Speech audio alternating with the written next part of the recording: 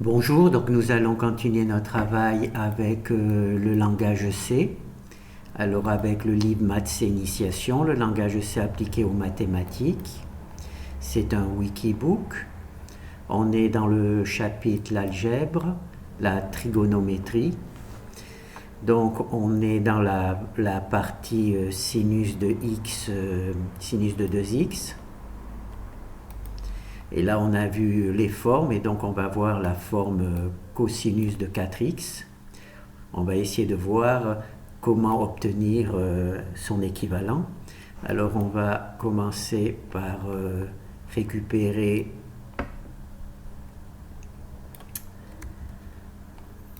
l'exemple, le fichier H. Alors, il s'appelle FHH. Il est déjà là, donc on va juste l'enregistrer. Ensuite, on va récupérer le fichier C correspondant, donc FHH, c'est le fichier de commande C, il est ici.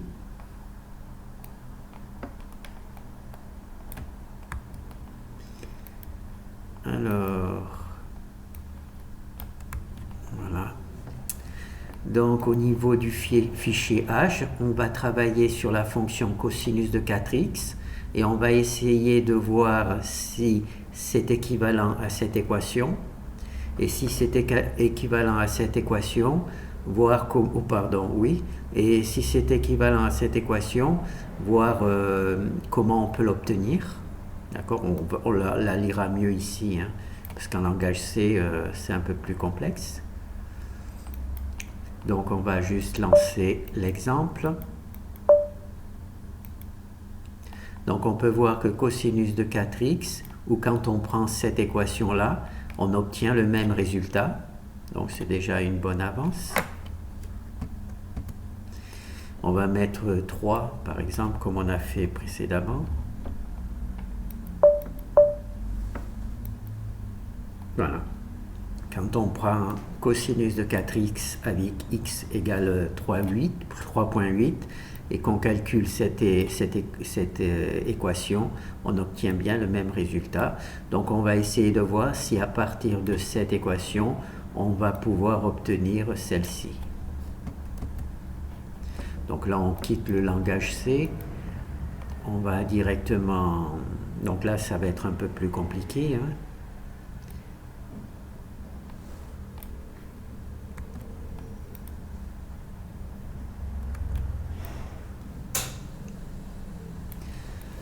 Alors, on va partir exactement comme pour les vidéos précédentes, hein. On va partir de cette égalité. Cette égalité, je vous rappelle, c'est l'égalité qu'on a obtenue en utilisant les nombres complexes. Alors, juste pour rappel, on commence sur la gauche la fonction exponentielle, la forme exponentielle, sur la droite la forme trigonométrique, et on développe et on obtient, on finit par obtenir cette égalité. Alors nous, ce que l'on veut, c'est calculer cosinus de 4x. Donc cosinus de 4x, on va remplacer le x par 3x, d'accord? Donc on va obtenir 4x. Non, on va obtenir tout simplement 3x. Donc on remplace tous les x par 3x. Et ensuite, on va poser que y est égal à x. Donc on va bien obtenir 4x. Et tous les y vont disparaître, d'accord? Alors, on se rappelle que dans les vidéos précédentes, on a calculé cosinus de 3x et sinus de 3x. Donc, on va essayer d'en profiter pour neutraliser ces deux valeurs. Alors, on va récupérer la valeur ici. Hop. On va la mettre ici. On va la mettre ici. Donc, le cosinus ici de 3x, on va le remplacer par sa valeur. Donc on va mettre cosinus de 3x, on va mettre deux parenthèses et récupérer ici sa valeur, cosinus de 3x.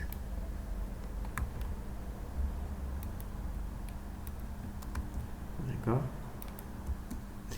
Et là, le sinus de 3x, d'accord? On va le remplacer par sa valeur que l'on a ici. Donc d'abord, il faut mettre des parenthèses. pour le neutraliser. Voilà.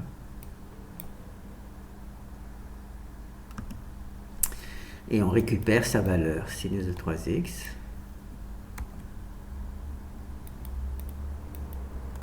D'accord? Alors là, est-ce qu'on fait cette multiplication où on récupère? Donc là, c'est ce truc-là. Donc là, on va directement récupérer le calcul pour éviter de faire des erreurs de calcul. Voilà. Donc là, on a développé et on se retrouve avec ces valeurs. D'accord? Ces valeurs. Donc, ici, on a cosinus de 4x. Donc, on veut essayer, dans cette situation, de n'avoir que des cosinus dans l'égalité. Donc, on va essayer de supprimer ce sinus au carré et ce sinus puissance 4. Donc, on va aller ici. Donc, pour le sinus au carré, c'est simple, hein, on se rappelle, sinus au carré de x plus cosinus au carré de x est égal à 1. Donc, ça permet de calculer sinus au carré de x est égal à 1 moins cosinus au carré de x. Donc, on va pouvoir remplacer ce sinus au carré par sa valeur sous forme de cosinus. Là, on a par contre une chose un peu plus compliquée, puisqu'on a sinus de 4x, sinus de x à la puissance 4. Donc, on va juste taper sinus de 2x, d'accord, à la puissance 2. Ça fait bien sinus de 4x. D'accord? Sinus de 4x, on fait sinus de puissance 2, on obtient 4. Et ensuite, on va simplement copier cette valeur-là, sinus au carré 1 moins cosinus au carré de x. D'accord? Et ensuite, ça fait 1 moins 2 cosinus au carré de x plus cosinus de 4x. D'accord? Donc là, on neutralise donc les sinus au carré. Et est-ce que je peux le supprimer? Oui. Ah, ben c'est bien ça, on peut supprimer.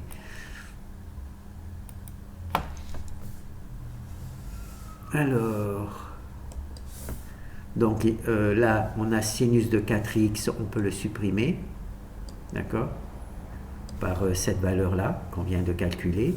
Et le sinus au carré de x, on peut le supprimer grâce à cette valeur-là, hein, que l'on a récupérée à partir du théorème de Pythagore. Donc là, c'est l'explication que je viens de vous montrer, d'accord? Et ensuite, tout simplement, on développe, et on finit par obtenir cette égalité-là. J'ai peur de le faire... parce que j'ai peur de faire trop d'erreurs de calcul. Donc là, on finit par obtenir vraiment cette valeur-là. D'accord? Donc, on va le voir là-dessus comme ces trucs. Donc là, on se rappelle, on obtient cette valeur-là en utilisant les nombres complexes et la forme exponentielle et la forme trigonométrique. D'accord? Nous permet d'obtenir cette égalité-là. Et elle nous permet aussi d'obtenir la version avec sinus. Donc, une fois qu'on part de cette égalité-là, on va utiliser le fait qu'on va remplacer le x par 3x, d'accord? Donc, tous les x vont être remplacés par 3x, d'accord? Et ensuite, la deuxième proposition que l'on va faire, on va poser x est égal à y, si x est égal à y, là, le 3x plus x, ça fait 4y. Donc, et tous les y vont être transformés en x. D'accord? Donc là, on a notre petite équation de départ que l'on veut. On peut l'agrandir un peu. Non, pas trop, parce que sinon ça déborde. Donc là, il nous reste des 3x et des 3x. Ça tombe bien puisqu'on a calculé ces valeurs dans les vidéos précédentes. Donc on a vu que cosinus 3x est égal à cette valeur-là. Et sinus de 3x est égal à cette valeur-là. Donc tout simplement, on remplace le cosinus de 3x par sa valeur. C'est ici, d'accord? Et le sinus de 3x, on le remplace par sa valeur, ici, d'accord? Et une fois qu'on a remplacé, on se contente juste de développer. D'accord, là, on n'obtient plus que des cosinus. Et là, on n'obtient que des sinus. Comme on travaille avec cosinus, on va essayer de neutraliser les sinus au carré et les sinus puissance 4. Alors, pour ça, on utilise naturellement le théorème de Pythagore. On isole le sinus au carré et on obtient donc ici sa valeur que l'on va pouvoir remplacer ici. C'est ici, d'accord, ici. On va la remplacer par la valeur que l'on a calculée. Simplement ici, ce n'est pas sinus au carré, mais c'est 3 sinus au carré, donc c'est pour ça que la valeur est un petit peu différente. On a multiplié par 3 cette égalité-là. Ensuite, pour résoudre le problème de sinus puissance 4, en voyant qu'il faudra le multiplier par 4, mais enfin, juste pour sinus puissance 4, on va prendre donc sinus puissance 2, qu'on va mettre au carré, c'est ce que je vous ai montré avec le crayon. Sinus au carré, on le met au carré, et ensuite on développe ce sinus au carré, c'est cette valeur-là. Donc on l'introduit ici, et ensuite on développe la puissance de 2 et on obtient cette valeur-là. Et ensuite on multiplie tout ça par 4 et on remplace le sinus au carré par 3 fois le sinus au carré par la valeur que l'on a calculée ici. C'est cette valeur, d'accord? Et on obtient cette valeur-là. Et le 4 multiplié par sinus puissance 4, on le remplace par sa valeur normale, d'accord? Et ensuite, on fait les travaux de simplification. Alors, qu'est-ce qu'il y a comme travaux de simplification à faire? Là, je ne les vois pas trop parce que donc on enlève les parenthèses déjà, d'accord? Ensuite, là, on a des cosinus. Là, on a moins 3 cosinus au carré et moins 3 cosinus au carré. Mais comme il y a le signe moins, donc je suppose que ça se neutralise. Mais enfin, là, c'est juste du calcul et je ne suis pas trop fort en calcul. Donc, voilà. Donc là, c'est la version Conus 4. On va essayer de voir si on arrive à faire la sinus 4, puisqu'on a fait la truc. Donc on va récupérer la valeur ici.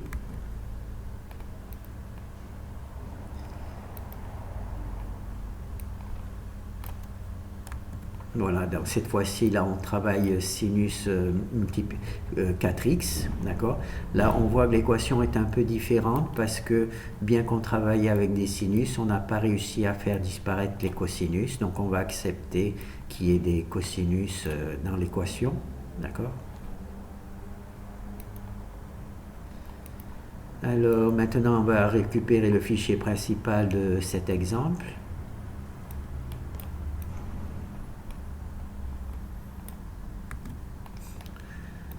Alors,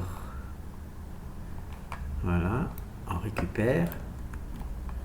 Alors, j'ai oublié de sauver le fichier G. Il s'appelle G maintenant.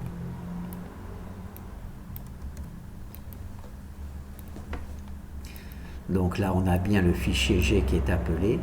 On va lancer l'exemple. Et cette fois-ci, on travaille sur les sinus, donc 4x. Et on voit que c'est la fonction équivalente, hein, puisqu'on obtient le même résultat. Et on va juste faire un exemple avec 3, pour montrer qu'on obtient bien toujours les mêmes valeurs. Donc là, on a quand x est égal à 3, on obtient toujours les mêmes valeurs avec pas mal de chiffres significatifs. Donc on peut dire que ces deux équations sont équivalentes. L'intérêt étant que celle-ci, le x est multiplié par 4, et là tous les x sont simples, multipliés par 1. Donc là, on va supprimer le langage C, on va récupérer le truc. Donc là, on va fermer, abandonner, on va prendre une version neuve. Donc là, je pense que c'est exactement la... Bon, ben, je vais tout récupérer pour voir si on peut travailler directement, comme je ne l'ai jamais fait. Voilà. Donc là, on a donc là, vous vous rappelez, hein, cette équation, on l'obtient à partir des nombres complexes. D'un côté gauche, c'est les formes exponentielles, côté droit, les formes trigonométriques, et on arrive à obtenir cette équation, ainsi que celle du cosinus. Donc nous, ce que l'on cherche, c'est à calculer sinus de 4x. Donc en partant de là, on va multiplier tous les x par 4, par 3, d'accord? On va multiplier tous les x par 3 et on va obtenir 3x. Et ici, il y a une erreur puisque il y a marqué 2, donc c'est naturellement 3. D'accord? 3x, 3x et 3x. Donc là, il y a une erreur, elle a été corrigée ici, mais enfin ici, elle n'a pas été corrigée, donc il faudra revoir. Alors, sinus, et pour obtenir 4x, on va juste remplacer, dire que x est égal à y, ce qui va nous permettre de dire ici que 3x plus 1x, ça va être 4x.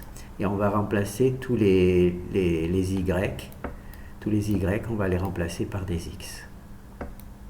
D'accord?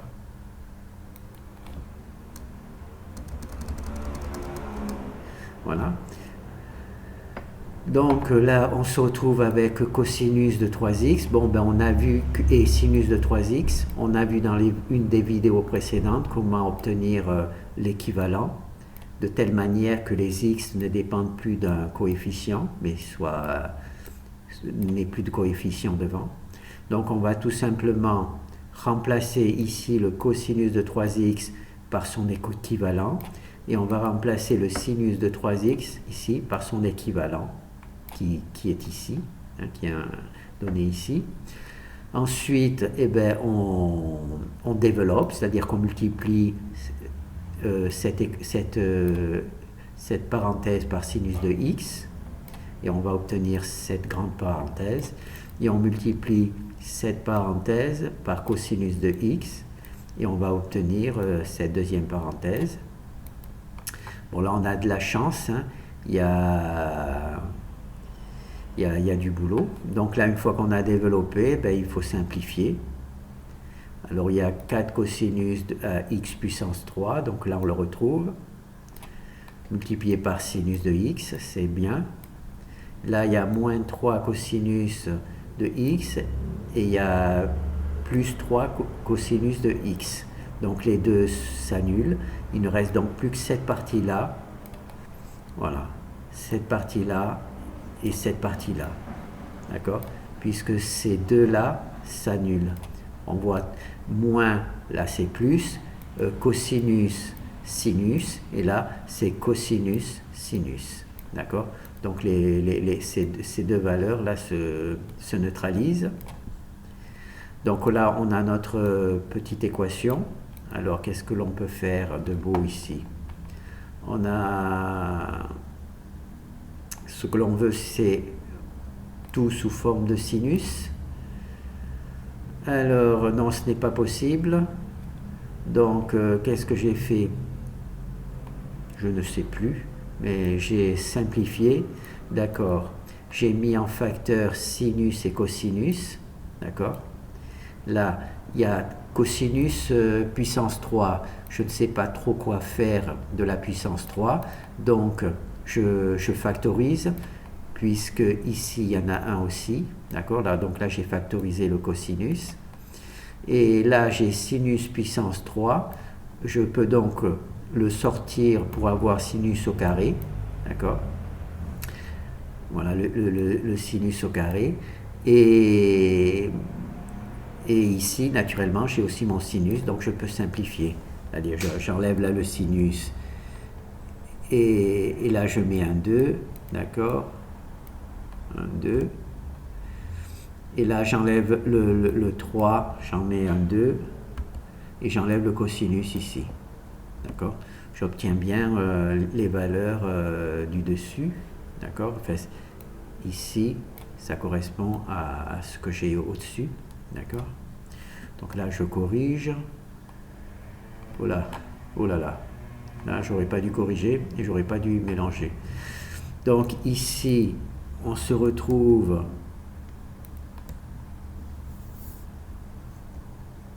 là, donc c'est le théorème de Pythagore qui est un peu noyé dans la truc. D'accord? On va le sortir un peu. Voilà. Ici, on a notre théorème de Pythagore. D'accord? Donc le cosinus qui reste ici au carré, on va le remplacer par sinus. D'accord? Puisqu'on veut essayer d'avoir le maximum de fonctions sinus. Donc là, cette valeur-là va être remplacée par cette valeur-là. C'est ici que ça se passe. D'accord? Ensuite, on développe. On multiplie par 4, on développe, on simplifie, puisqu'il y a des sinus au carré ici et des sinus au carré, donc on se retrouve avec 8 sinus au carré. D'accord? Et ensuite, eh ben, il ne reste plus qu'une chose à faire, c'est à multiplier l'ensemble par sinus et cosinus. On pourrait garder cette version-là sous forme de facteur, où on développe et là on obtient cette forme-là. D'accord? Donc là, je pense qu'il y avait beaucoup trop de calculs pour pouvoir être fait à la truc. Il faut juste bien repérer le travail. D'accord?